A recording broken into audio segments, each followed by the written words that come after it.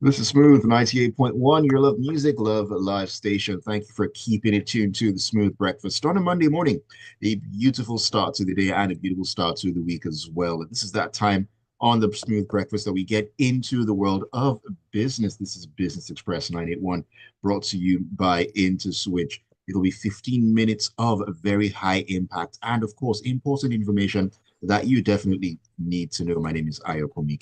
Great to have you once again. This morning, we'll be talking about precious metals, precious stones. That's right, all the shiny stuff. Basically, we're looking at investing in precious metals. Before I go any further, just to let you know that you can join us on the conversation this morning by sending your messages, your thoughts in on WhatsApp. The number is 0809 444 0981. 0809 444 is the WhatsApp number. We're also streaming on YouTube. You can catch us at Smooth 981 FM Lagos. Smooth 981 FM Lagos. Joining me this morning to talk about this and, of course, give us an education, show us the possibilities that abound. I have Konika Kamal joining me. She's a jeweler. She definitely knows her stuff. Very good morning to you, Konika. Great to have you on the show. Good morning. Thank you for having me, Smith FM. All It's right. a pleasure. It's So, a pleasure. yes, thank you. So, we're So, talking about. yes, indeed. Before we actually jump into this, I just want to make an interesting point, really. I mean, when we talk about jewelry, I know my mom had a lot of jewelry back then, a lot of gold and trinkets and stuff like that. I would just look at her and say, "Come, what exactly is all this that you're doing? Why are you just amassing all this? Look at you, it's an investment. You don't know anything." And I guess you, Exactly. younger me had no idea what she was talking about. But, looking at things now, I have a different mindset, and I wonder, can one actually invest in jewelry and treat it like an asset? Yes, one can. Like jewelry, as you said, it can be understated if you don't have any knowledge on how valuable it is, right? So, jewelry is a great asset, especially gold, and valuable items that hold history, right? So Okay. if I'm to have an item of early 1900s, right, before Mm, colonialism, trust me, that thing is going to sell a whole lot because it holds value, especially if it's a timeless design. So when you're getting jewelry, especially like if you put your mind to say that, oh, I want to buy gold, I want to buy silver, I want to buy something that will last. You have to put your mind into what you're buying. You have to be careful with what you're buying. You have to put your head there because you can sell that in the future, even if it's not you, your children, because it's not just an asset, it's also a legacy as well, depending on how good you are in keeping your property. So it's a great asset. It's a very, especially for this economy that we are in, mm. it's a good asset. Mm-hmm. Okay, so clearly from what you said, referencing jewelry from as far back as the 1900s, it appreciates in value over time. That's correct. Yes, it does.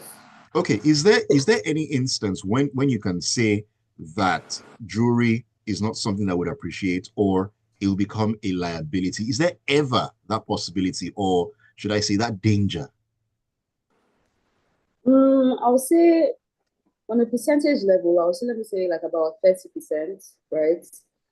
For a jewelry not to be sold, right? Mm, For somebody not to buy a jewelry, that means it's not of good quality, right? Let me say they might have used gold, but then there was a mixture of like silver or other metals as well.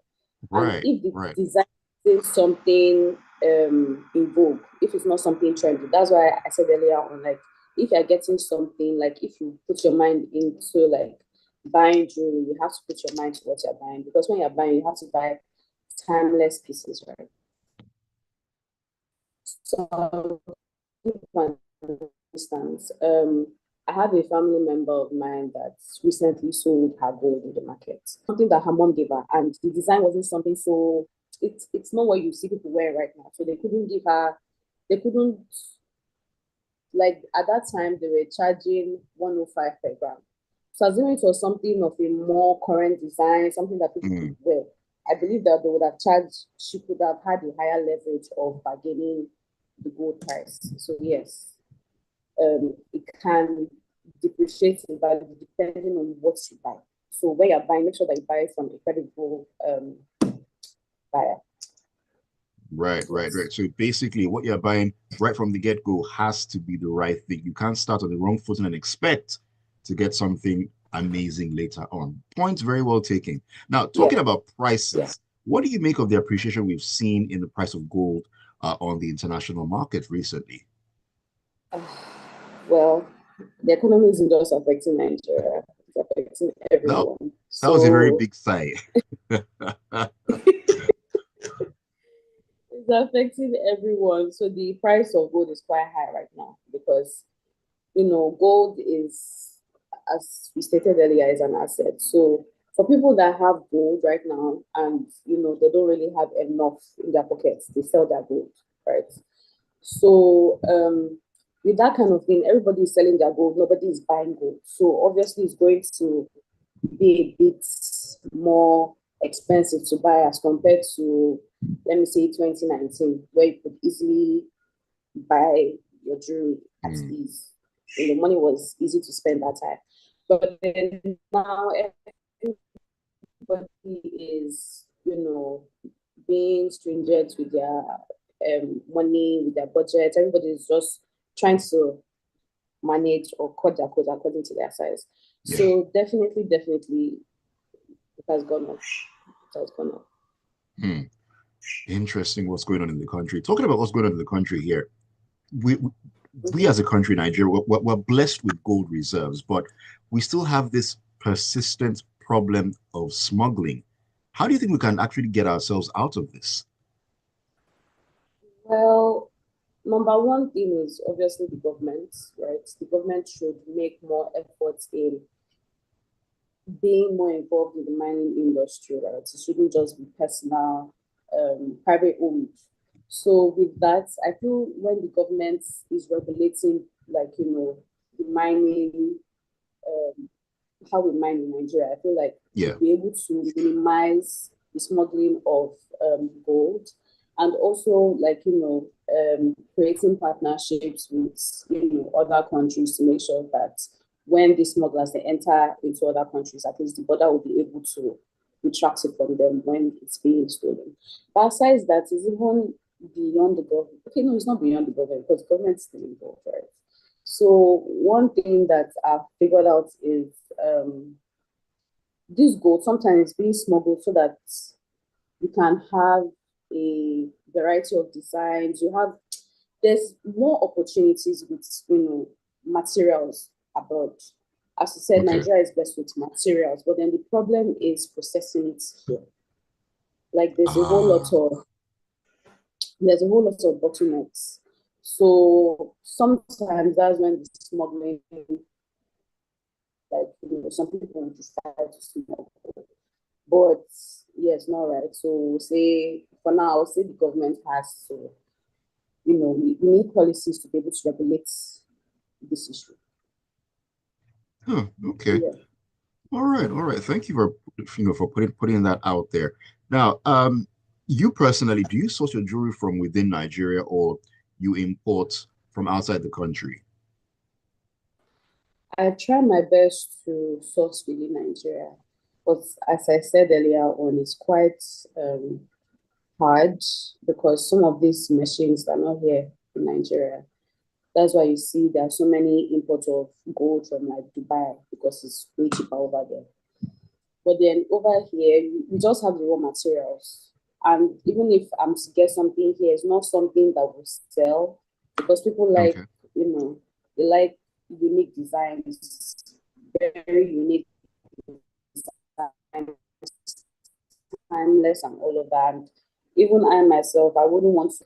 So obviously you go abroad where there are variety, there are so many things, so many designs for you to choose from, right? So I'll say I try my best to, support Nigeria and like to buy from Nigeria, but it is hard because what I'm looking for is not even in the country. So I have to source from abroad. So that's the issue. We have the raw materials, but we don't have the capacity to manufacture the way that we would like to. So Yeah. it's now like, private owned businesses now making conscious efforts of now, creating their own pieces. But then as they're creating their own pieces, it's so expensive, not just because, they want it to be like that, but then, they have to factor in import duties. There are so Mm. many costs that they have to factor in. That's why gold, like, if you have to buy metals like gold here in Nigeria, depending on where you're buying it, right, it can be very expensive. But then when you're not to go to Dubai and you have to see gold, you'll be like, it's so cheap here. There's a reason, right?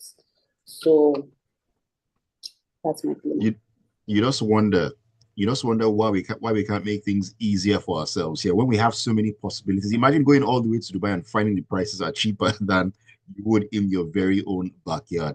It is absolutely wild when you think about it, It's really crazy. and truly. It's crazy. Every time Ah, I go to the markets, it's very, very crazy because I specialize in beads as well.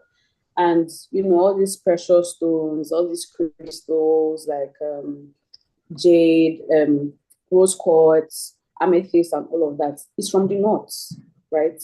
Raw materials, you see the crystals, but then you see them in the market and you be like, why can't we do other designs with this? And you'll be like, we don't have the machines for it. And for you to bring it in, the money, they'd rather not just stress themselves. So if buyers come in, right, they will come in to buy the raw materials, carry it to their country, and then bring it back for us and we'll sell it. Or sorry, we'll buy and then we sell. that So is where we are. Anyways, Konika, it's been a very interesting morning. But before I let you go, in a nutshell, in about 30 seconds, what is your outlook for jewelry prices in Nigeria for the rest of this year? it's definitely going to, everything goes with the economy. So if the economy, if dollar drops, then obviously gold will, the price of gold can be favorable. But if dollar increases, then gold is going to be way higher. So I don't see it depreciating anytime soon. I feel it will keep on, the price will keep on increasing. Hmm. All right, we'll definitely be keeping our eyes out for that one. Thank you so much for joining me this morning. I've been talking with Konika Kamal. She is a jeweler and she's been giving us the lowdown of investing in precious metals. It's been an absolute pleasure having you on the show. Thank you. All right, have Have a yourself nice day. and you to have a great Monday and a great Bye. rest of the week. Take care. And thank you for being a part of You Business Express this morning, too. brought to you by Into You Switch. too. Keep it tuned. Bye. Keep it tuned to Smooth 98.1. The Smooth Breakfast will continue. More great music coming your way on a beautiful Monday morning.